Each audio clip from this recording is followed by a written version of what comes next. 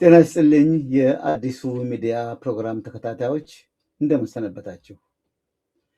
ዛሬ አንድ ወዳጄን እንዴት ሰነበትክ ስለው እግዚአብሔር ይመስገን ደህና ነኝ፣ ምክንያቱም ግድያ፣ ስደት፣ መፈናቀል፣ የአብያተ ክርስቲያናት መቃጠል፣ የምዕመናን መሳደድ በሌለበት ቦታ ስላልተገኘሁ ብሎኛል።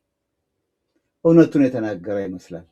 ዛሬ በኢትዮጵያ ምድር ስደት፣ እንግልት፣ መፈናቀል የማያልቅ የማያባራ ሂደት ሆኗል። ዛሬ በዚህ ዙሪያ እንነጋገራለን። እንግዳዬ የሰብአዊ መብት ተሟጋች አቶ ያሬድ ኃይለማርያም ናቸው። በመሸጋገሪያ ሙዚቃዬ ከእንግዳዬ ጋር ያመለስና ውይይቱን እናካሄዳለን። አብራችሁን ቆዩ።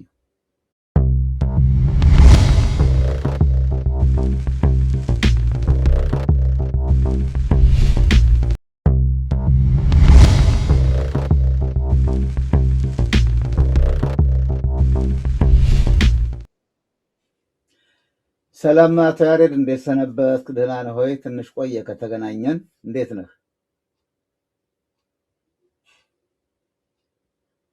አትሰማም? ሚውት ነህ መሰለኝ። ጤና ይስጥልኝ ጋሽ አዲሱ፣ እንደምናለህ? ልክ ነው፣ ትንሽ ቆይተናል ከተገናኘን። እንደምናላችሁ አድማጮችህንም አንተንም የከበረ ሰላምታ ይድረሳችሁ። አዎ ቆየት ብለናል ከተገናኘን። አዎ እንግዲህ ደግሞ አንዳንድ ሁኔታ ያገናኘናል። ቅድም እንዳልኩት እኛ ደህና ነን። ለምን? ደህና ቦታ ስላለን በኢትዮጵያ ወገኖቻችን ላይ የሚደርሰው ስቃይ ባለበት ቦታ ባለመገኘታችን ነው እንጂ ሰው ዘር ህንፃ የማይለይ ስደት፣ ቃጠሎ፣ ፍጅት ያለበት ቦታ ሆኗል ዛሬ ምድራችን። በጣም ያሳዝናል። እስቲ እንደ በዚህ ዙሪያ አንዳንድ ነገር እንዋይ። ቀዳሚው ጉዳይ በቅርቡ ባለፈው እሑድ ምስራቅ አርሲ ውስጥ የተካሄደው ግድያና የዘር ማጥፋት ሂደት ነው። ወደዛ ለመሄድ ደግሞ ከዚህ ቀደም ካሌባዊ ምላሽ ለኢትዮጵያ ክርስቲያኖች ግድያ በሚል የበይነመረብ ውይይት ላይ ተካፋይ ነበር። ወረቀት ካቀረቡት ሰዎች አንዱ አንተ ነበር። ያ ካሌባዊ እርምጃ መካሄድ አለመካሄዱን አላቅም፣ ግን እንደገና በእንቅርት ላይ ጆሮ ደግፍ አይነት እንደምታውቀው ባለፈው እሑድ ከፍተኛ ግድያ እስከ 40 የሚደርሱ ህዝበ ክርስቲያን እንዳለቁ ሰምተናል። እንደው ከዛ እንጀምርና ወደ ሂደቱ እንመጣለን። ከዛ በፊት ግን ደግሞ መቅደም ያለበት በቅርቡ ገዢው የኢትዮጵያ መንግስት ምርጫ በሚል ከተዋናዮቹ ወይም ደግሞ እሱን ህይወት ለመቀጠል እድሜ ለመስጠት አብረው ከሚሰሩ ተቃዋሚ ነንባዮች ጋራ ያደረጉት ትርኢት ቀዳሚ ነው። ወቅታዊ የኢትዮጵያ ጉዳይ ነው። ከሱ ጀምረን ወደዚህ ወደ ግፉ ወደ ግድያው እንመጣለን። ያን ምርጫ መቼም እንግዲህ ምርጫ የሚል ቃል መጠቀም ሌላ አማራጭ ስለሌለ ነው እንጂ ምርጫ በሌለበት ምርጫ ብለን ስንጠራ እውነት ምርጫ ተካሂዷል ያሰኛል። ምን እንደተካሄደ እናንተ ተካሄደ የሚያውቁ ያውቁታል። ግን እንዴት አየኸው ያን ምርጫ ተብዬውን ቲያትር? ምን የተገነዘብከው ነገር አለ? በአማራ ክልልም በሌላውም አካባቢ የተካሄደውን። እውነት ነው ጋሽ አዲሱ፣ ሌላ ቃል ስለጠፋ ነው። ከዚህ ቃለ ምልልስ በፊት ከሌላ ሚዲያ ጋር ውይይት ሳደርግ ቃል በቃል የተጠቀምኩትን ነገር ነው አሁን አንተም ያልከው። ሌላ ቃል ስለሌለ ሌላ እንዲህ ያለውን ድራማ የምንገልጽበት ነገር ስለሌለ ሌላ ገላጭ ቃል አብረን አስቀምጠን ቢቸግረን ፈረንጆቹ ሼም ኢሌክሽን፣ ኦቶሪታሪያን ኢሌክሽን ምን እያሉ አጀክቲቭ እየጨምሩለታል። እኛም እንግዲህ የይስሙላ ምርጫ፣ የማጭበርበር ምርጫ፣ በምርጫ ስም የተደረገ የውንብድና አድራጎት ነው እንጂ ምርጫ የሚባለውን ነገር የማያሟላ ክስተት ሂደት ነው የተካሄደው። ለነገሩ ብዙ አይገርመኝም በተደረጉት ነገሮችም ከዚህ ምርጫ በሚወጣው ነገር። ምክንያቱም ከ4 ወር ወይም 5 ወር አካባቢ ምርጫው አንድ 5 ወር ሲቀረው ወይም 6 ወር አካባቢ አንድ ባለ 29 ገጽ ጽሁፍ አዘጋጅቼ ነበረ። በዛ ጽሁፍ ላይ የ29ኙም ገጽ የምርጫውን ጠቅላላ ሁኔታ ቀድሜ የገመገምኩበት ነው እና በዛ ጽሁፍ ያልኩት ይሄ ምርጫ ኢትዮጵያ ውስጥ የግፍ አገዛዝን በምርጫ ካርድ የማስቀጠያ ሂደት ነው እንጂ የኢትዮጵያ ሕዝብ የምርጫ የዲሞክራሲያዊ ስርዓት ባህል መገለጫ ነው። የዲሞክራሲያዊ ስርዓት በሌለበትም አምባገነን የሚባል ክፉ የሚባል አምባገነን ስርዓት ባለበት ኢትዮጵያ ውስጥ ከዚህ በፊት የነበሩት ምርጫዎች በአምባገነናዊ ስርዓት ውስጥ የተካሄዱ ምርጫዎች ሆነው አፈና እንዳለ ይታወቃል። የፖለቲካ ምህዳሩ እንደጠበበ ይታወቃል። የፖለቲካ ፓርቲ መሪዎች፣ ህዝቡ ይዋከባል። ግን አንጻራዊ ሰላም ይኖርና እነሱም እንዲሁ ሂደቱን ለቅቡልነትም ይፈልጉትና ምርጫ ተካሂዷል እንዲባል ይደረግ ነበር። በዛ ውስጥ ግን ህብረተሰቡ ልምምድ ያደርጋል። ሄዶ ድምፅ ሰጥቶ ለምሳሌ የምርጫ 97 ሂደት በአምባገነን ስርዓት ውስጥ አፈና ባለበት ውስጥ ትንሽ በተከፈተ ምህዳር የተደረገ ምርጫ ነው። ግን ያኔም አምባገነን ስርዓት ነበር። የዛሬው ግን እነዛም በአምባገነን ስርዓት ውስጥ የሚካሄዱ የምርጫ ወጎች የሉትም፣ የተዳፈነ ነው እና ይህን ደግሞ ቀድሞ ሁሉ ከ6 ወርም ከዓመትም በፊት ይታይ ስለነበረ በ29 ገጽ ጽሁፌ ዳሰሳዬ ውስጥ አንዱንም በተባበሩት መንግስታት ለምርጫ የተቀመጡ መስፈርቶች አያሟላም፣ በሀገሪቷም ህግ ውስጥ ምርጫ እንዲካሄድ የሚፈቅደውን የምርጫ ህጉን ጨምሮ በህገ መንግስቱ የተቀመጡትን ነገሮች አያሟላም፣ እንዲያሟላም አልተፈለገም በአገዛዝ ስርዓቱ በኩል። ግን ደግሞ ሊያልፉት አልቻሉም። በህገ መንግስት ውስጥ ምርጫ በዚህ ጊዜ ውስጥ ይካሄዳል፣ ምክር ቤት ይቀየራል ተብሎ እንጂ እንደ ጠቅላይ ሚኒስትሩ ፍላጎት ቢሆን እንደ ኤርትራ ያለ ምርጫ እሳቸውም 30-40 ዓመት ሀገሪቷን ቢያስተዳድሩ ደስ ይላቸው ነበር። ልክ መንፈሳዊ ተልእኮ ተቀብተው የመጡ የተመረጡ ሰው አድርገው ነው ራሳቸውን የሚያስቡት። ስለዚህ ይሄ ምርጫ ብዙ ችግሮች ያሉበት የምርጫን ወግ ማሟላ እና የይምሰል ምርጫ ስለነበር እኔ ለፖለቲካ ፓርቲዎችም ሳይሆን ለኢትዮጵያ ህዝብ ነበር ጥሪ ያደረግኩት። ይሄ ምርጫ አንገትህ ላይ የአፈናውን ማነቆ የምታጠብቅበት ነው።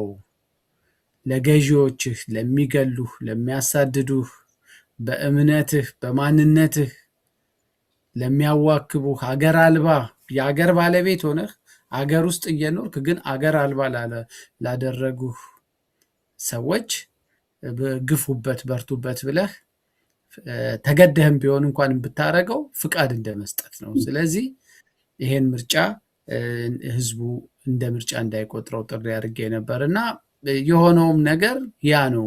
እንዳልከው እነዚህ አደናጋሪ በተቃዋሚ ስም ያሉ ኃይሎች ሁሉ አጅበውት የተፈጸመ በምርጫ ስም የተፈጸመ አፈናን እድሜ መስጫ የውንብድና ተግባር ነው በእኔ ግምገማ።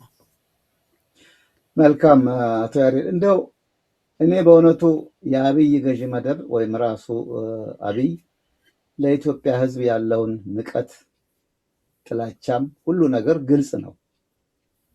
ይበልጥ ህዝብን የሚሳደበው የአብይ ድርጊት ሳይሆን ከዚህ ገዢ መደብ ጋር ሆነው የሱን እድሜ ለማራዘም አብረው ምርጫ ብለው የገቡ ተቃዋሚ ነን ባዮች በጣም በሚገርም ነገር፣ ለምሳሌ አንድ የፖለቲካ ፓርቲ ብዙዎች ያውቁታል፣ የታሰሩ የፖለቲካ እስረኞች ካልተፈቱ ምርጫ ውስጥ አንገባም ያለ ፓርቲ አሁን ምርጫ ውስጥ ሆኖ እንደገና ደግሞ ያንን ለማስተባበልና የገባነው እኮ እንዲህ ለማድረግ ነው ሲሉ ሰምቼ በጣም አዝናለሁ። ከዚህ በላይ ህዝብን መሳደብ የለም። አብይ ምን አደረገ? እነዚህ ለህዝብ ቆመናል የሚሉ ህዝብን ተወክለናል የሚሉ ፓርቲዎች ገብተው ለዚህ ቲያትር እውቅና ሲሰጡ በጣም የሚያሳዝን ነገር ነው። ይሄ እንደ ብዙዎች በጽሁፍም የሚያንጸባርቁት ነገር ነው። ይሄ እንዳለ ሆኖ ግን እንደው አንድ ጥያቄ፣ ዓለም አቀፍ መስፈርትን እንዳላሟላ አንተም በጻፍከው ሌሎችም የሚናገሩት ነገር ነው። ይሄ ባልሆነበት ሁኔታ ይሄ ምርጫ የሚባለው ቲያትር ሲካሄድ ዓለም አቀፉ ማህበረሰብ ምን መናገር ምን ማድረግ አለበት? ሊወስድ የሚገባው እርምጃ ለዚህ ገዢ መደብ ሊያስተላልፍ የሚገባው መልእክት አይኖርም እንዴ? የዓለም አቀፍ ማህበረሰቡ አስቸጋሪ ነው ባህሪው። ለምሳሌ የአውሮፓ ህብረቶች ቶሎ ነው ራሳቸውን ከምርጫ ሂደት ውስጥ ታዝበው ይዘውት ሊወጡት የሚችሉትን ነገር ስላወቁት ሂደቱም ስለሚያሳውቅ አስቀድመው እኛ ይሄን ምርጫ አንታዘብም ብለዋል። አንደኛ አብዛኛው የሀገሪቷ ቀጠና የቀይ የስጋት ቀጠና ውስጥ ስለገባ ስጋት ወዳለበት ሀገር ዜጎቻቸውን ትራቭል አታድርጉ አትጓዙ እያሉ ታዛቢ ሊልኩ አይችሉም። ስለዚህ አስቀድመው ራሳቸውን አግልለዋል። ምርጫው እነሱ ራሳቸውን ባገለሉበት ሁኔታ ውስጥ ተካሂዷል። መንግስትም አልጋበዛቸውም እና ሂደቱ መጠናቀቁን ግን አፕሪሺየት አድርገናል የሚል የለበጣ ድጋፍ ሰጥተዋል። የአፍሪካ ህብረት የሚታወቀውም ዝናውም የአምባገነን ስርዓቶችን ምርጫ ቡራኬ በመስጠት በማመጻደቅ በተጨረበረ ምርጫ ያለፉ የአገዛዝ ስርዓቶችን ሁሉ አጨብጭቦ ህዝብ እንዲቀበላቸው አድርጎ መሄድ ነው እና ትራክ ሪከርዱ የአፍሪካ ህብረት ታዛቢ ለእውነት ሲቆም ታይቶ አይታወቅም። 100% ማጭበርበር የተካሄደበትን ምርጫ ሁሉ አሞካሽተው ነው የሚያልፉት። የኢጋድ ዋናው ሰብሳቢ ሳይቀር ቁልፍ የብልጽግና ሰው ነው።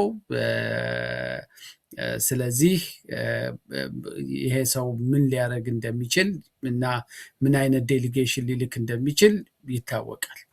ሌሎች ዓለም አቀፍ ታዛቢዎች አልገቡም። ስለዚህ ብዙ ጊዜ ባልገቡበት እንትን ውስጥ እንዲሁ ጥቅል የሰብአዊ መብት ድርጅቶች ካልሆኑ በስተቀር የዓለም አቀፍ ማህበረሰቡ ጣልቃ የመግባት እድሉን ቀድሞ ራሱን በማግለል የሚሆነውን እናያለን ነው። እንደውም ከምርጫው በፊት የአውሮፓ ዩኒየን የሰጠው መግለጫ በዚህ ምርጫ ላይ አንታዘብም፣ ግን የፖለቲካውን ሁኔታ በቅርብ ሆነን እንከታተላለን የሚል ነገር ነበር የተናገሩት። ያ ማለት ምንድን ነው? ምርጫውን ተከትሎ ረብሻ ከተነሳ፣ አመፅ ከተነሳ፣ ህዝብ አልቀበልም ካለ፣ ብጥብጥ ካለ እሱን በቅርብ ሆነን እየተከታተልን አቋማችንን እናሳያለን ነው። የባለዳው ያቀለለው አሞሌ ባለቤቱ ያቀለለው አሞሌ ባለዳው አይቀበለውም ነው። የኢትዮጵያ ህዝብ እንዲህ ያለውን የነውር ምርጫ ዝም ብሎ ከተቀበለ በአንድ ሀገር ሉዓላዊነት ውስጥ ገብተው መንግስትን አጭበርብረሃል እንዲያርጋል ብለው ባልታዘቡትም ምርጫ አቋም ሊወስዱ አይችሉም። የ97ቱ ምርጫ ታዝበዋል። ጥሩ ምልክት አይተው ስለነበረ ግን ህዝቡ ተማሪው ምኑ የአባቶችን ድምፅ አላስነካም ብሎ አደባባይ ወጥቶ መታገል መትፋለም ስለጀመረ ነው እስከ መጨረሻው ድረስ የተዘረፈው ምርጫ ይስተካከል የሚለውን ጥያቄ እንደገና በግፍ የተገደሉ ሰዎች መብት ያገኙ ወደሚል አሳደገው ሂደቱ እና እስከ ለረጅም ዓመት በዛ ላይ ከመንግስት ጋር ሲታገሉ አውሮፓ ዩኒየኖችም ሌሎችም ይታወቃሉ። እና የምዕራቡ ዓለም ጣልቃ ገብነቱን በጥንቃቄ ነው የሚያደርገው እና የበደሉን የተከናነበው ህዝብ መቃብርም ይሞቃል ካለ ያው ይሙቅህ ብለው ይመለከታሉ እንጂ ጣልቃ አይገቡም። ጋሽ አዲሱ ልክ ነው። በጣም አመሰግናለሁ። እንዳልከው ባለቤቱ ያቀለለውን አሞሌ ባለዳ አይቀበለውም። ትክክል ነው። ለዚህ ነው እኛም ባለቤት ካልጮኸ ጎረቤት አይረዳም በሚል ርዕስ ይህንን ወቅታዊ ጉዳይ ውይይት ያደረግነው። እንደው ቀደም ብዬ ስለ ምርጫ ተብዬው ጉዳይ የራሴን ሪሰርች የራሴን ምርምር ጥናት አድርጌያለሁ ብለሃል እና አንድ ጽሁፍ የሆነ ቦታ ላይ ሳነብ ሳይጀመር ያለቀ ምርጫ ብሎ ትንሽ ነገር ነው አንድ ሰው የጻፈው እና ሰኞ ምርጫው ሊካሄድ ሆኖ ግን እሁድ ዕለት ከአንዳንድ ቦታዎች የምርጫ ድምፆች በኮሮጆ እየተሞሉ ወደ ከተማ ወደ አዲስ አበባ ሲሄዱ ነበር ሲሉ ገረመኝ። እንዲህ አይነት ነገር እንደው ታዝበሃል ወይም የሰማኸው ነገር አለ? ያጋጠመሃል? ቀድሞ ተዘጋጀ ያለቀ ነገር? በቪዲዮ ሁሉ የተደገፉ ማስረጃዎች ወጥተዋል። ምርጫው ሰኞ ሊካሄድ ቅዳሜና እሁድ ኦሮሚያ ክልል፣ አንዳንድ አማራ አካባቢዎች ምርጫ አስፈጻሚዎች ሌሊቱንም ቀኑንም ቁጭ ብለው በጣታቸው ምልክት እያደረጉ ኮረጆውን ሲሞሉት ታይቷል። ምንድነው ይሄ ነገር? ቀድሞም ምልክቶች ነበሩ። ጋሽ አዲሱ ምንድነው የሆነው? አብዛኛው የገጠር አካባቢ በተለይ በሁለቱ ክልሎች ግጭት ስላለ ምርጫ ጣቢያም ጭራሽ አልተቋቋመም። ግን ልክ ምርጫ ጣቢያ እንዳለ ተደርጎ በሀገሪቷ ወደ 50 ሺህ የሚጠጉ ምርጫ ጣቢያዎች አሉ ብሎ ምርጫ ቦርድ ቀድሞ ሪፖርት እንዲያደርግ ተደረገ እና በእነዚህ አብዛኛዎቹ ገጠራማ ቦታዎች ውስጥ ኮረጆውን ካድሬዎቹ ተመዝግቧል በሚባለው ሰው ቁጥር እያዘጋጁ ወደ ከተማ እንዲልኩ የተደረገው ቀድሞ ነው እና ግጭቶችም ይነሳል ብለው ያሰቧቸው ቦታዎች ላይ ሁሉ ይሄንን አድርገዋል። ለምሳሌ በምርጫው በተካሄደበት ቀን በአማራ ክልል እና በኦሮሚያ ክልል ብቻ ከ200 አካባቢዎች ዶቶች በላይ ግጭቶች አክቲቭ የሆኑ ተኩስ ልውውጦች እና ጦርነቶች ነበሩ እና በእያንዳንዱ ግጭት በነበረባቸው ከተሞችና አካባቢዎች ውስጥ ቢያንስ 4-5 ምርጫ ጣቢያዎች አሉ። ስለዚህ በትንሹ በሁለት እንኳን ብንመታው 2 ሲባዛ በ200 ከ400 በላይ ምርጫ ጣቢያዎች በየዕለት 2 እንኳን ድምፅ ሊሰጥባቸው የማይችሉ ነበሩ። ምርጫ ቦርድ ዝም እንዳይል እና ምንም እንዳልተፈጠረ አድርጎ እንዳይቀጥል የቴክኖሎጂ ዘመን ነው። ታጣቂዎቹ ራሳቸው ምርጫ ጣቢያውን እያቃጠሉ ካዝናው እንትኑን ኮረጆውን እየሰበሩ ሰውን እያሳደዱ ቪዲዮ እየለቀቁ ነው። ስለዚህ ወጡና 150 ሺህ 143 የሚሆኑ ጣቢያዎች ውስጥ በተኩስ ምናምን ምክንያት በጸጥታ ችግር አሁን ተቋረጠ ብለው ባለስልጣኗ መግለጫ ሰጡ፣ ሊያልፉት ስላልቻሉ። ግን በበርካታ ቦታዎች ምርጫ አልተካሄደም። ምናልባትም በሺህ የሚቆጠሩ ምርጫ ጣቢያዎች ውስጥ ምርጫ ሊካሄድ አልቻለም። አንድ እሱ ነው። ሁለተኛ ደግሞ በተረጋጋ በሚባለው ቦታ ላይ ሰው ጭንቀት ውስጥ ነበር፣ ውጥረት ውስጥ ነበር። ምርጫ ጣቢያዎች የጥቃት ኢላማ ሊደረጉ ይችላሉ የሚል ስጋት ነበር። በዛ ምክንያት ብዙ ሰው ከእንቅስቃሴ የትራንስፖርት እንቅስቃሴ የተገደበበት ስለነበር የመራጩ ቁጥር በሲግኒፊካንት በሚገርም ሁኔታ ዝቅ ያለ ነው። እሱንም ጭምር ነው በቁጥር ሊያጭበረብሩ የሞከሩት እና የተባለው ነገር ተከስቷል ብዙ ቦታዎች ላይ። እንደውም አንዱን ብቻ ምርጫ ቦርድ አምኗል ለዚህ የተባለው ነገር እውነት ለመሆኑ። አንድ ምርጫ ጣቢያው ሶማሌ ክልል ውስጥ ቀድመው ኮረጆውን ሲሞሉ ስላገኘን እነሱ ላይ እርምጃ እንወስዳለን ብለዋል። ግን ይሄ ድርጊት ብዙ ቦታዎች ላይ ኦሮሚያ ክልልም አማራ ክልልም መከሰቱን መረጃዎች ወጥተዋል። ክቡራንና ክቡራት አድማጭ ተመልካቾቻችን ይህ አዲሱ ሚዲያ ነው። ባለቤት ካልጮኸ ጎረቤት አይረዳም በሚል መነሻ ከሰብአዊ መብት ተሟጋቹ ያሬድ ኃይለማርያም ጋራ በወቅታዊ የኢትዮጵያ ጉዳይ እየተወያየን ነው የምንገኘው። አብራችሁም ሁኑ።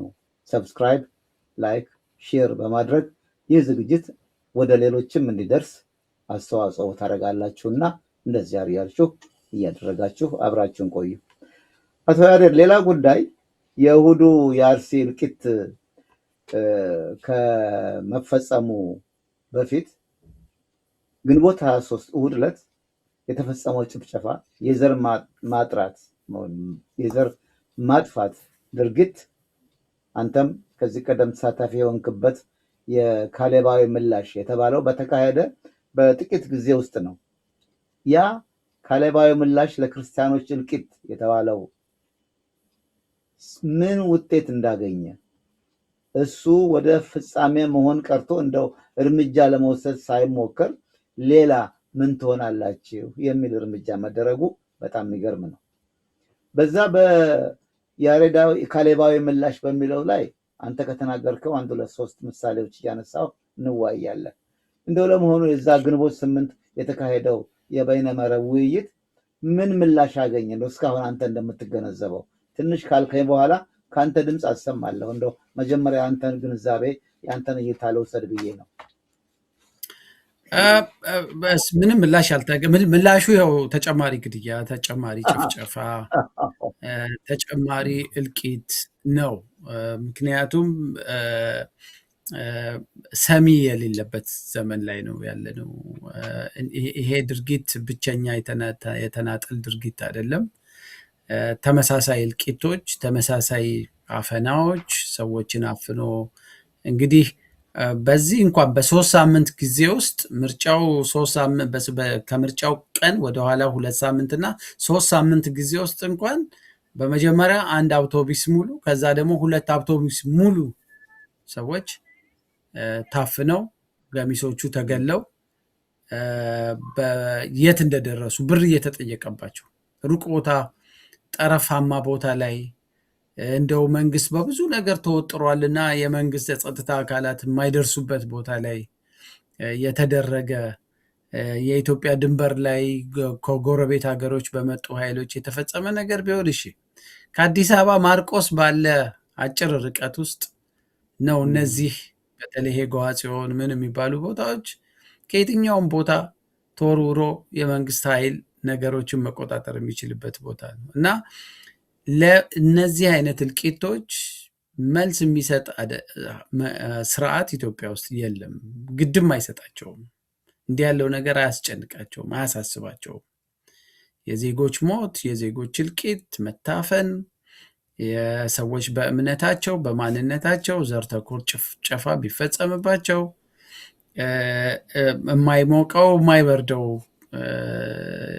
የአገዛዝ ስርዓት ነው ያለው እና እንደው አንዳንድ ጊዜ አምባገነን የቆዩት አምባገነን ስርዓቶች እነሱ የሚፈጽሟቸው ድርጊቶች እንዳለ ሆነው ለኢሜጃቸውም ሲሉ ከነሱ ውጭ ጉልበተኛ ካለ አገሪቷን መቆጣጠር አልቻሉም የሚባለውን ነገር ሁሉ መስማትም ማየትም ስለማይፈልጉ ብቸኛ ጉልበተኞች ናቸው እና በየመንደሩ ኮሽ ሲል ሮጠው ሄደው አለ የተባለውን ኃይል አጥፍተው ወዲያው ብቸኛ እዛ አካባቢ ሰላም አስከባሪ፣ ጸጥታ አስከባሪ፣ ገራፊም ከሆኑ ገዳይም ከሆኑ እነሱ ብቻ ነው የሚሆኑት። አሁን ግን ይሄ ራሱ የማይገደው የአገዛዝ ስርዓት ነው ያለው እና አንድ እሱ ነው። ሁለተኛው ግን ዛሬም በሌላ ቦታ እንደዚሁ ስናገር የነበረው በራሱ በኢትዮጵያ ሰብአዊ መብት ኮሚሽን እኮ ተጣርቶ የከረዩ 15 አባ ገዳዎች በክልሉ ባለስልጣን ትዕዛዝ በክልሉ ልዩ ኃይል ነው ጫካ ውስጥ ወስደው የተረሸኑት እና ድርጊቱ በመንግስት መፈጸሙን የራሱ የመንግስት ሰብአዊ መብት ኮሚሽን አረጋግጧል። ይሄ የሚያሳየው ምንድን ነው? እንግዲህ እንደው ብሔረተኛዎች ናቸው እነዚህ ሰዎች ቢባል እንኳን የዛን የከረዩ ሽማግሌ አባገዳዎችን ለመረሸን ያልሳሳ አንጀታቸው የኛ ተቃራኒ ወይም አንፈልገውም የሚሉትን ሌላውን ህዝብ ሌላ አካል ቢገለውም ወይም እነሱም ቢገሉት ምንም አይመስላቸውም እና ምላሽ ምንም የለም። እንዲህ በአጭር ጊዜ ምላሽ ይኖራል ብዬ አልጠብቅም። ጋሽ አዲሱ መልካም። እስቲ እንደው ባለፈው ግንቦት 8 በካሌባዊ ምላሽ በሚለው በይነመረብ ውይይት ላይ ያቀረብከው ወረቀት ሰፊ ነው። አንተም እንደገለጥከው ወደ 6-7 ገጾች ናቸው። ነገር ግን ጨመቅ አድርጌን ያቀርበዋለሁ ያልከውን እንደው ከዛ ቅጥዬ አንተም ብቻህን ሌላውንም እንዲሁ አንድ ያቀረበው ባለሙያ ያሉ በፕሮግራም ለማቅረብ እያሰብኩ ነው። ሌላ ደግሞ እንደዚህ የተጨመረልን የግድያ ማዕት እና ያኔ ካቀረብከው ጥቂቱን እንደው ቆነጣጥሬ አስቀምጫለሁና እሱን እየሰማን እስቲ እናብራ። የመጀመሪያው ምንጮቹ መነሻው ምን እንደሆነ የገለጥክበት የክርስቲያኖች እልቂት እንዴት እንደሆነ የገለጽክበትን እንስማና እዛ ላይ አስተያየትህን እወስዳለሁ። በኢትዮጵያ ላለፉት 10 ዓመታት በተቀናጀ መልኩ ከፍተኛ በጀት ተበጅቶለት ሰፊ የሚዲያ የአየር ጊዜ ተሰጥቶት ህገ መንግስታዊ የሆነ የህግ ሽፋን ተችሮት መንግስታዊ መዋቅር ተዋቅሮበት በጥላቻና የሐሰት ትርክቶች የተሰነዱ ዶክመንተሪዎች በሰፊው እንዲሰራጩና አንድ ትውልድ እንዲቀረጽበት የተደረገው ዘር ተኮር ጎሳ ተኮር የሆነው የመከፋፈል ፖለቲካ ወይም በማንነት ላይ ያተኮረው ፖለቲካ ዋነኛ የጥቃት ዓላማ ያደረገው ሁለት የማንነት መገለጫዎችና አካላቶችን ነው። አንደኛው የአማራ ማንነት ላይ ያነጣጠረ ነው። ሁለተኛው ደግሞ ኦርቶዶክስ ቤተክርስቲያንን እና የኦርቶዶክሳዊ ማንነት ያላቸው ሰዎች ላይ ነው። እንደዛ ብለህ ነበረ እና ሌሎችም አሉ እንደው እንዲብራራ የምፈልገው አሁን ይሄንን እንደ ባለሙያ እንደ መብት ተከራካሪና እንደ መብት ዋና ተቆጣጣሪ ያቀረብከው ግኝት ነው እና ምንጭህ ምንድን ነው? በተለይ ሁለት ዋና ዋና ነገሮች ይሄ እልቂት የሚካሄድበት ወይም ያነጣጠረው በእነማን ላይ እንደሆነ የገለጥክበታል። ትንሽ እስቲ ያብራራለን። አዎ ይሄ የመጀመሪያው ምንጬ እዛው አገር ውስጥ እኔ ራሴ እሰራበት የነበረ በመረጃ አስደግፎ ብቻ መግለጫ የሚያወጣው ፕሮፌሰር መስፍን ወልደ ማርያም ይመሩት የነበረው የኢትዮጵያ ሰብአዊ መብት ጉባኤ የመጀመሪያዎቹ እንደተመሰረተ ያወጣቸው ሪፖርቶች ውስጥ አንዱ የሚጠቀሰው ነገር በአርባ ጉጉ፣ በበደኖ፣ ባሪሲ፣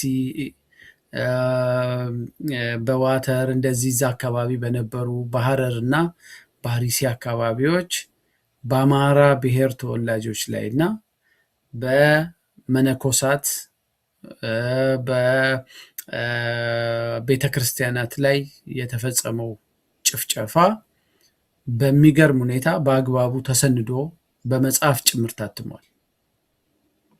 ከዛ በኋላም ሌሎች ሰዎች ጥናት ሰርተውበታል እና ያንን ሪፖርት እኔ ወደ ሰብአዊ መብት ስራ ስገባ መጀመሪያ ያነበብነው እና በዝርዝር ያየነው ነገር እሱን ነበር እና መነኮሳት ከነነፍሳቸው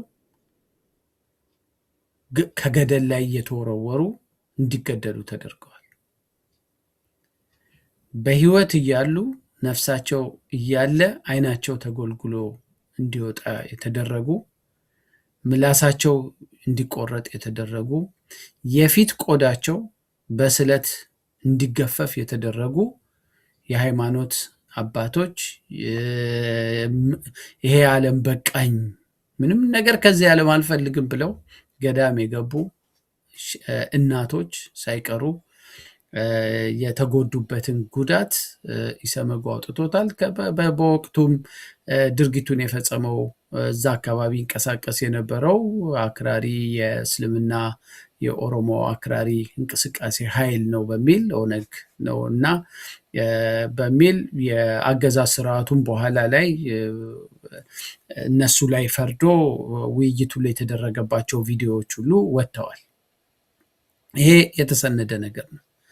ከዛ በኋላ በኦሮሚያ ክልል ውስጥ በተከታታይ የተፈጸሙ ጥቃቶች እኔ ራሴ በአካል ሄጄ ያጣራኋቸው ምርመራ ያረኩባቸው አሁን በጣም የተደጋጋሚ የዘር ተኮር ጥቃት የሚፈጸምበት ወለጋ ውስጥ የምስራቅ ወለጋ እንግዲህ የዛሬ 20 ምናምን ዓመት ጊዳ ኪራሞ የሚባል ቦታ በወቅቱ እንደውም ሪፖርተር ጋዜጣ ሲዘግበው 3000 ሰዎች ተገለዋል ነበር ብሎ የዘገበው። ግን እኛ በኋላ ቦታው ድረስ የኛ መርማሪዎች ቦታው ድረስ ሄደው እንደውም መርማሪዎቻችን ሁሉ ታሰሩብን። በወቅቱ በነበረው የክልሉ ልዩ ኃይል እና በአካባቢው ላይ ባሉ ሚሊሻ ታጣቂዎች በክልሉ መንግስት ትእዛዝ ሰጪነት እዛ ጊዳ ኪራሞ የሚባለው ቦታ ላይ የሰፈሩ በደርግ ጊዜ በሰፈራ የሄዱ የአማራ ብሔር ተወላጆች የኦርቶዶክስ እምነት ቤተክርስቲያኖቹን በጠቅላላ አጽዱ፣ አባሩ ተብለው ትእዛዝ ተሰጥቶ ወታደሩ በርቀት በረጃጅም መሳሪያ በባዙቃ የገበሬዎቹን ጎጆ ቤታቸውን ይደበድባል። እሳቱንና ተኩሱን የሚሸሹትን ገበሬዎች ደግሞ እግረኛው ሚሊሻ እየተካተለ በየጫካ ውስጥ ይገል ነበር። ይሄ የዛሬ 25-26 ዓመት የተከሰተ ነገር ነው ጋሽ አዲሱ እና 14,000 የሚጠጉ የአካባቢው ነዋሪዎች በእግራቸው ጫካውን ተጉዘው የአባይ በረሃን አቋርጠው አማራ ክልል ገብተው ነው ነፍሳቸው የተረፈ።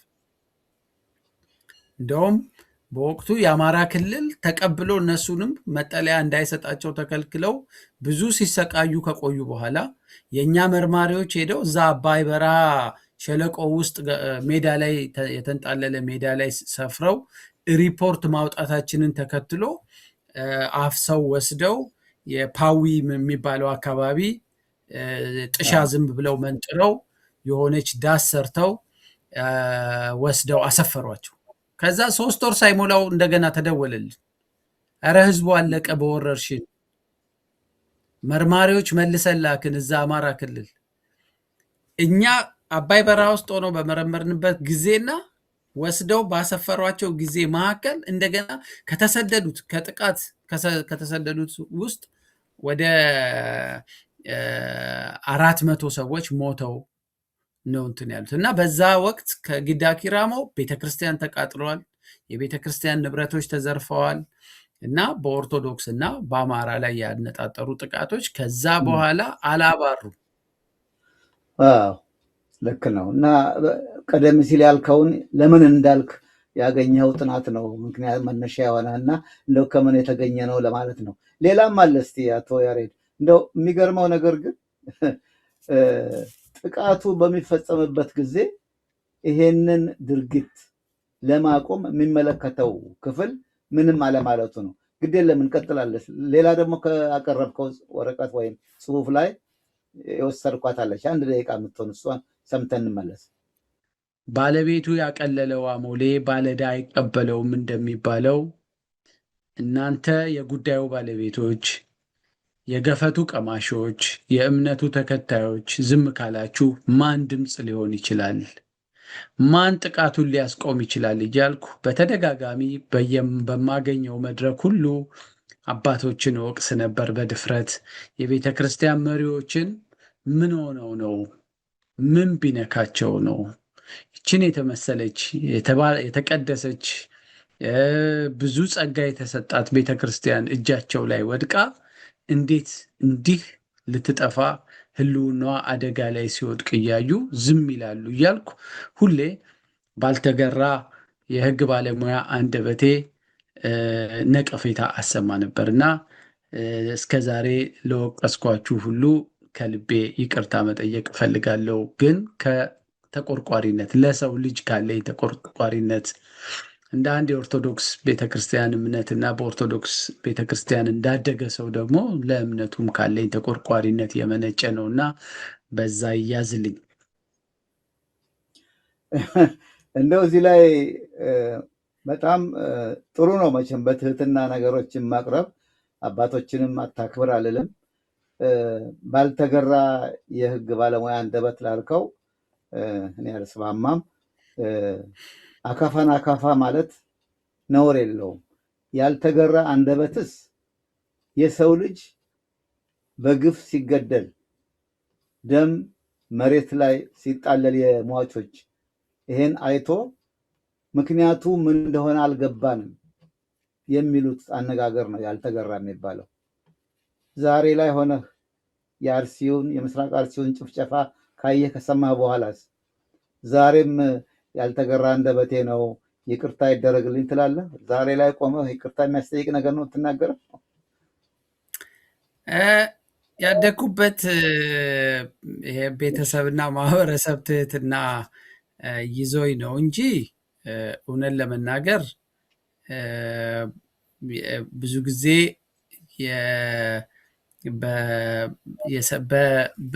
የሰብአዊ መብት ጥሰት ሲፈጸም እያዩ እየሰሙ ይሄ ከሰብአዊ መብት ጥሰትም ያለፈ ነው። በማንነት ላይ ያነጣጠረ ዘርፈጅ የሆነ ጥቃት ሲፈጸም በተለይ ደግሞ በመንፈሳዊ ተልዕኮ እንድጠብቅ ስልጣን የተሰጠህ ሰው አካል ሆነህ በጎችህን ጠብቅ የተባልከውን በጎች ቀበሮውም ምኑም ሌባውም እየመጣ ሲዘርፍ ዝም ብለህ ቁጭ ብለህ አይጉድ አይጉድ እያልክ የምትመለከት ከሆነ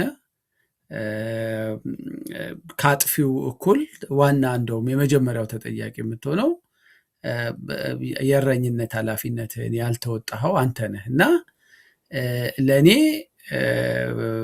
መቼም በህግ ቋንቋ ድርጊቱን የፈጸሙት ገዳዮቹ ናቸው ወንጀለኞች።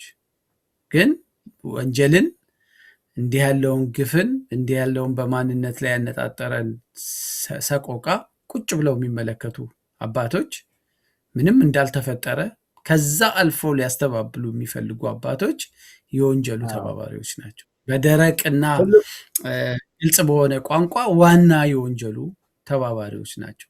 ፈለጉትም አልፈለጉትም።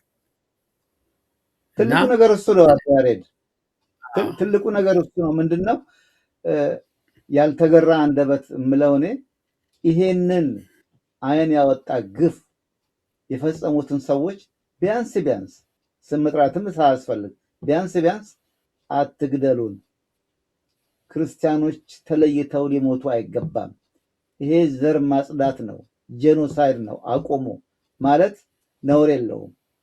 ግን ነውር የሚሆነውና ያልተገራ አንደበት የሚባለው መነሻው ምን እንደሆነ አናቅም፣ ለምን እንደተገዳደሉ አናቅም። ይሄንን ነገር ማን ነው ሊነግር የሚችለው? እና እዛ ትልቅ ኃላፊነት ላይ ያሉ ሰዎች ይሄን ካልተናገሩ፣ ለዚህ ነው አንተም እንዳልከው ባለቤቱ ያቀለለውን አሞሌ ባለዕዳ አይቀበለውም።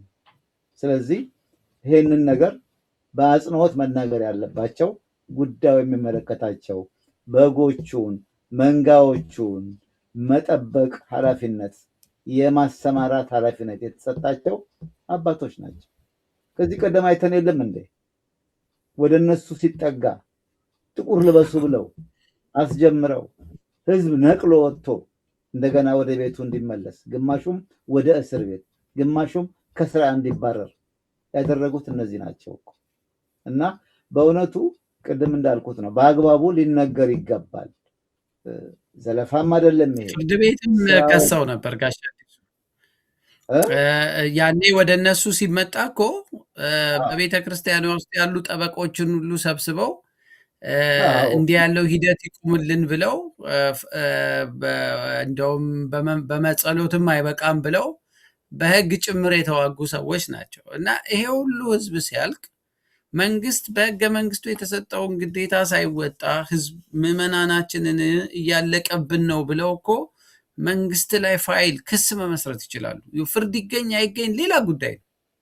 ግን በህግም ጭምር ቤተ ክርስቲያናችን የጥቃት ኢላማ ሆናለች፣ መንግስት ከለላ አልሰጠንም ብለው እንኳን እኮ ምንም ገለልተኛ የፍትህ ተቋም እንኳን ባይኖር ለወጉ እንኳን ለማስደንገጥም እንኳን እነዛን የራሳቸውን የስልጣን ቴሪቶሪ ለመከላከል ጠበቃ ቀጥረው አደራጅተው በሄዱበት ርቀት መከላከል ይችላሉ። ግን ይሄ ሁሉ ዝምታ ለኔ ከአጥፊዎቹ ጋር በሐሳብ በዝምታ ጥፋትን መደገፍ፣ ጥፋትን ማበረታታት አድርጌ ስለምቆጥረው ብዙ ጊዜ ጠንከር ባለ ቋንቋ ጽፍ ያለው በየሚዲያው ተናግሬያቸዋለሁ። የተሰጣቸው መንፈሳዊ ተልእኮ መወጣት ያልቻሉ የመንፈሳዊ ሙስና ውስጥ የወደቁ ብዬ በብዙ ቋንቋ ገልጨዋለሁ። እና ያን ቀን በመሃላችንም አንድ ትልቅ አባት ስለነበሩ እነሱ ባሉበት እንደዛ አይነት ጠንከር ያለ ቃላት መናገር ምናልባት ይከብዳል በሚል ነው በጥንቃቄ ሀሳቤን የገለጽኩት እንጂ በሀሳብ በእምነት ደረጃ ለእኔ ከአጥፊዎቹ ባልተናነሰ በጎቻቸውን አሳልፈው የሰጡ፣ ሲታረዱ ቆመው ያዩ፣ ለገዳዮች የማስተባበያ ሽፋን የሰጡ የቤተ ክርስቲያኗ መሪዎች ሁሉ ንብረቷ ሲወድም በታሪክ አሁን በቀደም ከወደመው ውስጥ የ100 ዓመት ዕድሜ ያለው ቤተክርስቲያን እንግዲህ ውስጡ ስንት ቅርስ ሊኖር እንደሚችል ያንን ሁሉ የማይተካ ነገር ሲጠፋ በወረበሎች ይሄንን በዝምታ ቆመው የሚያዩ ዛሬ ነበር የቤተክርስቲያን አባቶች የኢትዮጵያን ሕዝብ ማቅ ልበስ፣ የዓለም ለእምነት ነፃነት የቆማችሁ ኃይሎች ሁሉ ከጎናችን ቁሙ፣ የኢትዮጵያ ኦርቶዶክስ እምነት ተከታዮች ከነገ ጀምሮ እንደዚህ አድርጉ፣ በጸሎት በየቀኑ እንደዚህ መንግስትን ማስጨነቅ አለብን ብለው ልክ ያኔ ያደረጉትን ጥሪ ማስተላለፍ የነበረባቸው ዛሬ ነበር። ምናልባት ይሄ በመጨረሻ የማቀርበው ደግሞ የበለጠ ቀደም ሲል ያልከውን አጉልቶ ያሳያልና አንድ የመጨረሻ ከካሌባዊ ምላሽ ከሚለው ውይይትህ ወይም ካቀረብከው ወረቀት ላይ ይሄን እንስማና ወደሚቀጥለው እናልፋለን። ይህን መናገር እንደ ድፍረት የሚያስቆጥርብኝ ቢሆንም ቤተ ክርስቲያንን ለመታደግና ያንጃበበባትን የሕልውና አደጋ ለመቀልበስ ዋነኛውና ቁልፉ መፍትሄ ያለው ከዚያው የችግሩ ምንጭ ጋር የተያያዘ በመሆኑ ይህን ችግር መናገርና መጋፈጥ ካልተቻለ አደጋውን መቀልበስም ሆነ ቤተ ክርስቲያንን መታደግ ስለማይቻል ነው። የራሳቸውን የድሎት ደሴት ፈጥረው ሀብቷን ሀብታቸው፣ ክብሯን ክብራቸው፣ ሞገሷን ሞገሳቸው አድርገው በመሪነት የተቀመጡ የቤተ ክርስቲያኒቷ አባቶች የጠፉትን በጎች ፈላጊ እረኞች ሳይሆኑ በጠፉ በጎቻቸው ሲፈለጉ ያልተገኙ እረኞች ሆነዋል። አዎ እንግዲህ መቼም መጽሐፍ ጆሮ ያለው ይስማ ነው። ግን ጆሮውን በጥጥ ሸፍኖ ለተቀመጠ ሰው ደግሞ ይሄ ምንም ማለት አይደለም። ልማዳቸው ነው። ይጩሁ፣ ምን ያመጣሉ፣ የት ይደርሳሉ። የተለመደ አነጋገር ነው ከጨቋኞች እና ከዲክቴተሮች። ነገር ግን የጊዜ ጉዳይ ነው። በእውነቱ ህዝብ ብይን ይሰጣል።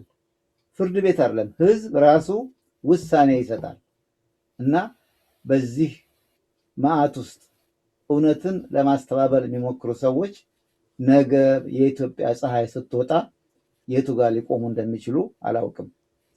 አድማጭ ተመልካቾቻችን ከአቶ ያሬድ ኃይለማርያም ጋር ነው የምንወያየው፣ የሰብአዊ መብት ተከራካሪ። በነገራችን ላይ ሰሞኑን ባለው ወቅታዊ ሁኔታ ላይ አንዳንድ ነገር ብለናል። ወደ ማጠቃለያ ወደ መቋጫው እንሄዳለን። አቶ ያሬድ ሀሳባችን የእሁዱ ጭፍጨፋ እንዴት እንደምታየው፣ ምናልባት ዓለም አቀፍ ማህበረሰቡ እንዴት እንደሚመለከተው፣ አንተስ በዚህ ጉዳይ ላይ ምን ትላለህ?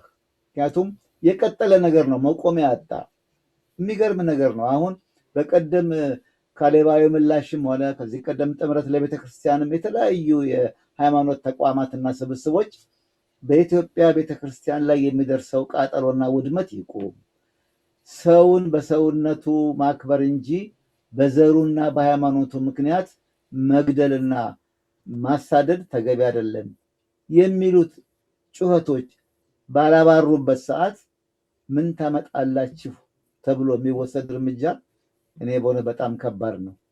አጸፋውን አይችሉትም።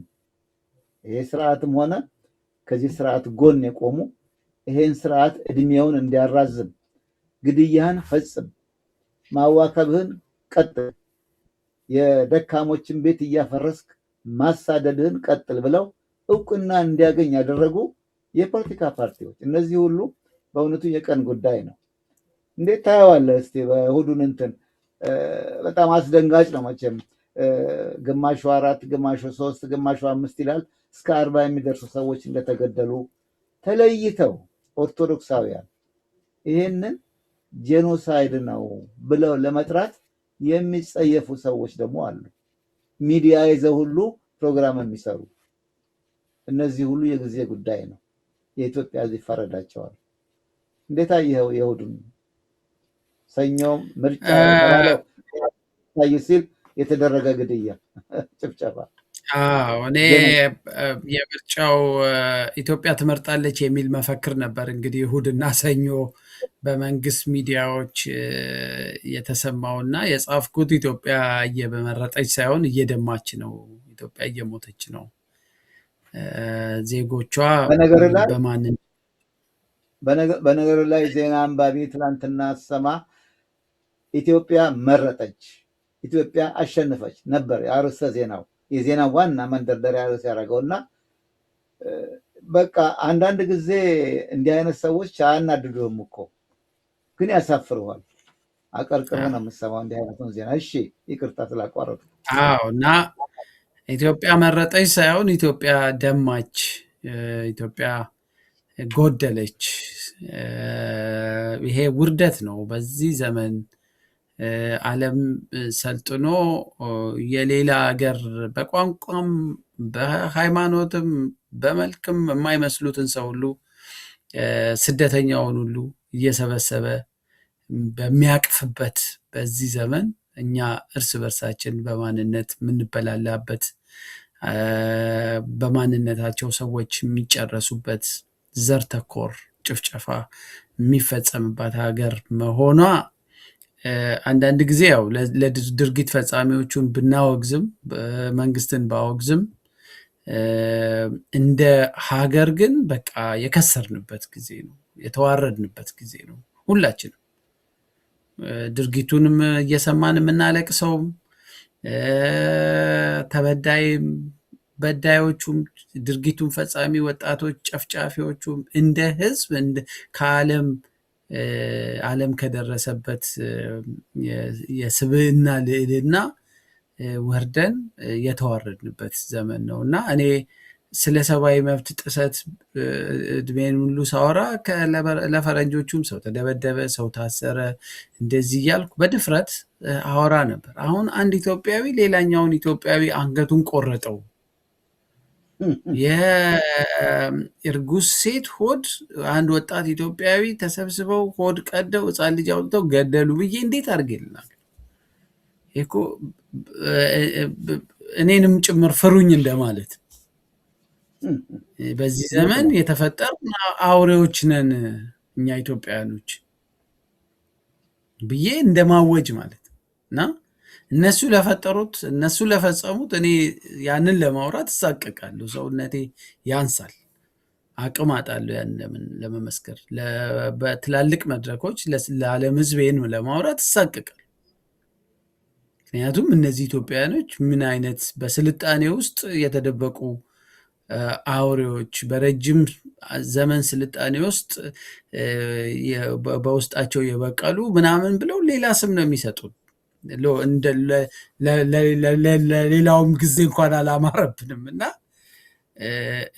በጣም ፔንፉል ነው ጋሽ አዲሱ። እና በዛ ላይ ምርጫ እየተካሄደ ባለበት በዚህ ሂደት ውስጥ ዜጎች በማንነታቸው እየተሳደዱ የሚገደሉበት ሀገር ውስጥ እንዴት ነው ስለ ዲሞክራሲ የሚወራው? እንዴት ነው ስለ ምርጫ የሚወራው?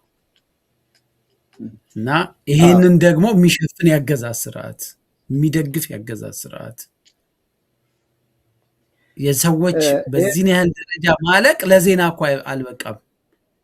ይሄን የሚሸፍን የአገዛዝ ስርዓት ላልከው አገዛዙ ይሄን ስለሚፈጽም ቢሸፍን አያስገርምም። ለእነዚህ ለተጨቆና ለተበደሉ ሰዎች ይቆማሉ የሚባሉት ወገኖች ግን ነገሩን አለባብሰው ዝም ብለው አረፍተ ነገር ነው የሚሰሩት። ይሄ ነገር ትክክል አይደለም፣ እንዴት እንደሚካሄድ ከኋላው እንዳለ ይታወቃል እያሉ በግልጽ ከመንገር ይልቅ አሁን ሳሌ ፓትርያርኩ ብፁዕ ወቅዱስ አቡነ ማትያስ ከባለ ዕዳነት ለመዳን ስራችንን መስራት አለብን፣ የቆብ ወንድሞቻቸውን ነው የሚመክሩት። ለወገን ጤንነት መስራት አለብን። ይሄ ነገር እስከ መቼ ነው? ማብቂያው መቼ ነው እያሉ ይጠይቃሉ። ይሄ ምን ይጠየቃል? ምን ማብቂያ አለው? ትላንትና እሳቸው የጮህበት ጉዳይ ተግባራዊ ሳይሆን አጠገባቸው ሌላ ሲገደል መቼ ነው የሚቆመው ይባላል እንዴ? አቁሙ፣ ልክ አይደለም። ይሄንን በምን ምክንያት እንደምትወስዱ አናውቅም። አብሮ ገዳይ የአርሲ የሀገረ ስብከት ደግሞ ኃላፊ የሆኑት ሰው ለቢቢሲ ሲናገሩ ምን ይላሉ? ይሄንን እርምጃ ማን እንደወሰደና ለምን እንደወሰዱም አናውቅም። እንዲህ አይነት የለበጣ ንግግር በጣም በጣም በጣም ያሳፍራል በእውነቱ። እነዚህ ሰዎች ኃላፊነት ወይ ባይናገሩ ምን አለ እና በጣም በጣም የሚያሳዝን ነገር ነው እና በዚህ ይቅርታ ሀሳብ እንዳለህ እንዳላቋረጥህ። አይ ምንድነው እኔ ይሄ ጥቃት አይቆምም። ሊቆም የሚችለው በአንድ ነገር ብቻ አውቃለሁ። በምን? እሺ ልክ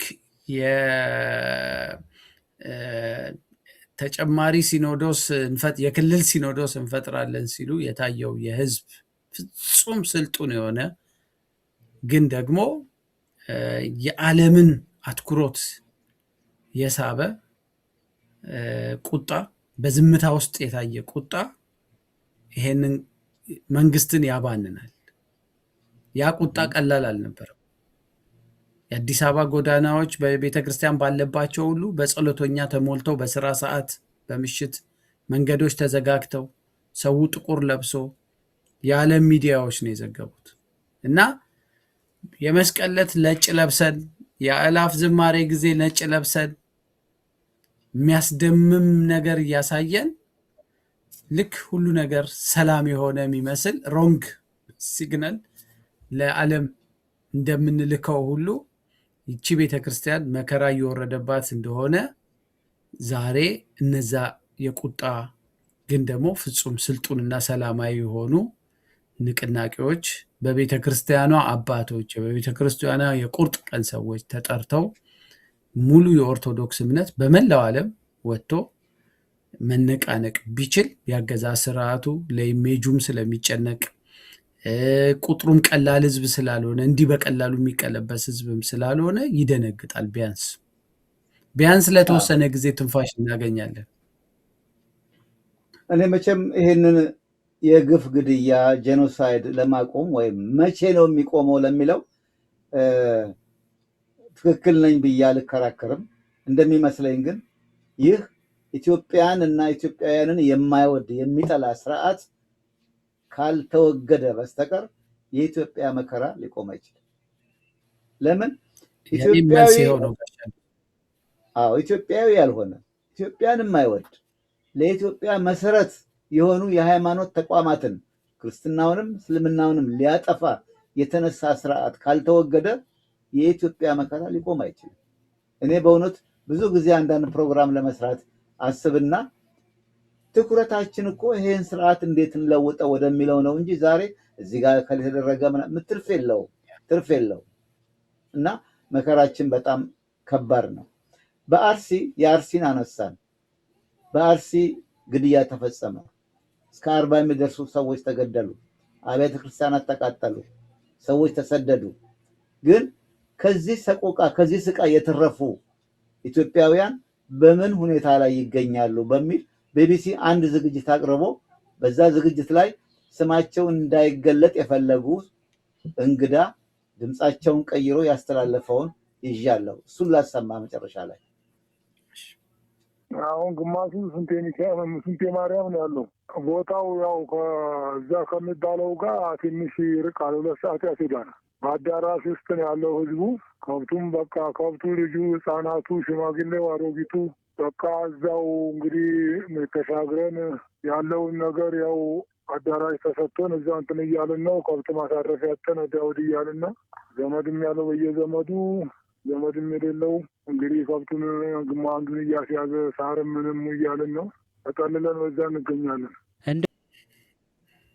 አዎ በቃ የሆነ ቦታ ተሸሽገው ተጠልለው ነው የሚገኙት እንጂ እስካሁን ድረስ ምንም የደረሰልን ነገር ምን ሆናችሁ ምን ላይ ናችሁ ያለን ሰው የለም ብለዋል። ሰውየው ረዘም ያለ መልስ ነው የሰጡት። እንደው ተገቢ የሆነውን ትክክለኛውን ነገር ለመናገር ያህል ነው እና ይህን ይመስላል። እንደው አቶ ያሬድ መቼም ብንለው ውሃ ቢወቅጡ ትንቦጭ ይባላልና የኢትዮጵያ መከራ ብናወሪያው ማለቂያ የለውም።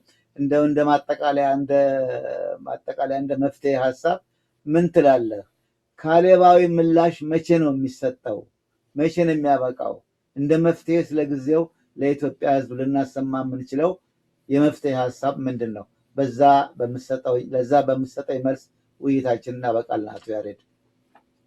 እሺ፣ እዚሁ የቢቢሲ ዘገባ ላይ እኚሁን ሰው ጨምሮ ሌሎችም ሰዎች ጥቃቱ ከመድረሱ ከጥቂት ቀን በፊት ለአካባቢው ላይ ላሉ ለመከላከያ፣ ለልዩ ኃይል ሰዎች አሳውቀናል።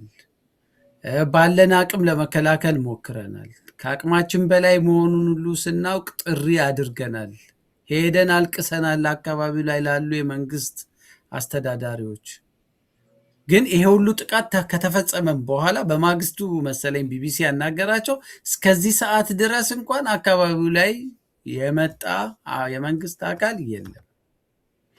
ይሄን ይዤ ቅድም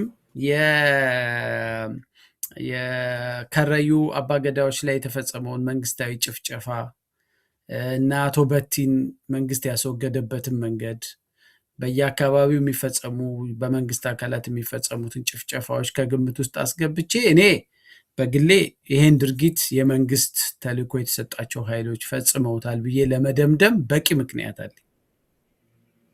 በእርግጥ ሌላም አካል እንኳን ቢፈጽመው ተጠያቂው መንግስት ነው። ለዜጎች ህይወት ጥበቃ የማድረግ ከየትኛውም ጥቃት ዜጎችን የመጠበቅ ዕዳ ያለበት መንግስት ስለሆነ ተጠያቂ ነው። እኔ ግን ከዛም አልፌ የመንግስትን ዝምታም ጨምሬ የመንግስት በየጊዜው ይሄንን አሁን ከምርጫው ጋር ተከትሎ የሚመጣውን ግርግር፣ ውይይት፣ አጀንዳ ለማስቀየስ መንግስት የላካቸው እንደ አባ ቶርቤ ምን ያሉ ስም የሚሰጧቸው ያደራጇቸው ኃይሎች በደህንነት አካላት ታዘው ለዛም ይመስለኛል የመከላከያ ሰራዊትም የአካባቢው ሚሊሻም ታጣቂዎችም እቅርብ ላይ እያሉ እንዳይገቡ የተደረገው።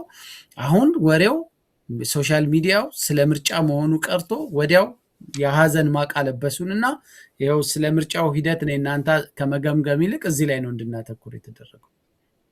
ስለዚህ ይሄ አዲስ ቴክኒክ አይደለም። ሁልጊዜ በጣም የህዝቡን አትኩሮት የሆነ ነገር ስቦብኛል፣ ያ ደግሞ መዘዝ ያመጣል ብሎ ሲያስቡ ይሄ የኦርቶዶክስ እምነት ቁጥሩ ተከታዩ ብዙ ነው የሚያሰቀጥቅ የሆነ ነገር ይፈጽሙና ሙሉ በሙሉ የሰውንም አትኩሮት የሚዲያውንም አትኩሮት ወደዛ ይወስዳሉ እና ከዚህ ከተጨበረበረ የውሸት ምርጫ አይናችንን ዞር እንድናረግ እና በሌላ አስደንጋጭ ሾክ በመፍጠር በዛ ውስጥ እንድንቆይ ያውቃሉ። እንዲህ ያሉ ዜናዎች የሰቆቃ ዜናዎች ከ2 ሳምንት በላይ እንደማይቆዩ ሁሉም ዊዊ ብሎ ደረቱን መጥቶ ደግሞ ሌላ ሰቆቃ እስኪመጣ ድረስ ይጠብቃል። ንዝረቱ የትም እንደማይደርስ ያውቁታል። በምርጫው ላይ ከተቆየ ግን ምክር ቤት ሁሉ እንዳይመሰረት ሌላ ንቅናቄም ስለሚመጣ ምናልባት ከዚህ ቀጥሎ ደግሞ ከ2 ሳምንት በኋላ ሌላ ሾክ ልንሰማ እንችላለን። ስለዚህ የኢትዮጵያ ህዝብ ከዚህ ፍጹም እኩይ ከሆነ ሰይጣናዊ እሳቤ ከተጫነው ጭካኔ ከተሞላው ከሰቆቃዎች ውስጥ ምን ላተርፍ እችላለሁ ብሎ የፖለቲካ ስሌት የሚሰራ ለዚህ ማስረጃው ጠቅላይ ሚኒስትሩ የኢራን ግጭት በተከሰተ ጊዜ ጥሩ ነው ዓለም ይጋጭ፣ እኛው ማሰብ ያለብን ከዚህ ግጭት ውስጥ ምን እናተርፋለን። እንዲህ አይነት ስነ ልቦና ያለው ሰው ከሀገሩም ውስጥ ግጭት ምን አተርፋለሁ ብለው የሚያስቡ ሰው ስለሆኑ እኔ እንደውም ሰውን ከምርጫ ትኩረት አይምሮን ለፈቀቅ ለማድረግ ሆን ተብሎ በመንግስት የተቀናጀ ጥፋት አድርጌ ነው የምቆጥረው። ለዛ በቂ ምክንያት አለኝ። ስለዚህ የኢትዮጵያ ህዝብ ይሄንን ጨካኝ ግፈኛ የሆነ የአገዛዝ ስርዓት ለአንዴና ለመጨረሻ ጊዜ አስወግዶ የሀገሩ ባለቤት፣ የሰላሙ ባለቤት፣ የሃይማኖቱ ባለቤት መሆን ካልቻለ እንዲህ ያሉ ሰቆቃዎች ገና እስኪታክተን የአእምሮ በሽተኛ እስክንሆን ወገኖቻችን እስኪያልቁ የቤተ ክርስቲያን ንብረቶች እስኪወድሙ ሰዎች በማንነታቸው እስኪባሉ ድረስ ይቀጥላል ብዬ ነው የማስበውና ብቸኛው መንገድ መጋፈጥ ነው። ዝምታም ሽሽትም በጸሎት ወይም በሌላ ድባቴ ውስጥ ሆኖ ሌላ ተአምር እስኪመጣ መጠበቅ ከዚህ ዘር ተኮል ከሆነ ጥቃትና ፍጅት አያድናትም ኢትዮጵያንም የኢትዮጵያንም ህዝብ። በጣም አመሰግናለሁ አቶ ያሬድ ኃይለማርያም። አድማጭ ተመልካቾቻችን በእናንተ ስም እንግዳዬን ያሬድ ኃይለማርያምን ከልብ አመሰግናለሁ። ያሬድ ብዙ ጊዜ አንተ መልእክተ ቅዳሜ ብለህ የምትልካቸው በየሳምንቱ ፖስት የምታደርጋቸው ቁም ነገር አዘል ጽሁፎች ሁሉ አሉ። ሁልጊዜ ብዙ ጊዜ ላቀርብህ ልንዋይ እፈልጋለሁ እና ቅድም እንዳልኩት እኔ በግል በእውነት የሚይዘኝ እንደው ነገሮች ሁሉ በደርግ ጊዜ አንድ ነገር ነበር፣ መንገዶች ሁሉ የት ያደርሳሉ ነው ምናምን የሚባል አለ። አካሄዳችንና ውይይታችን በሙሉ ይህን ስርዓት እንደምን አድርገን እንጣለው፣ ከዛ በኋላ የኢትዮጵያን አቅጣጫ ለማስያዝ ለመትለም ይመቻል። ይሄ ስርዓት እስካለ ድረስ ግን ምንም ብንል ምንም ያው ነው። ከዚህ ጋር መወያየትም አስፈላጊ አይደለም፣ መደራደርም አስፈላጊ አይደለም። መወገድ ያለበት ስርዓት ነው እና በዛ ላይ ያተኮረ ነገር እንደው ማቅረብ ነው ለእኔ በጣም ተገቢና ወቅታዊ የሚመስለኝ።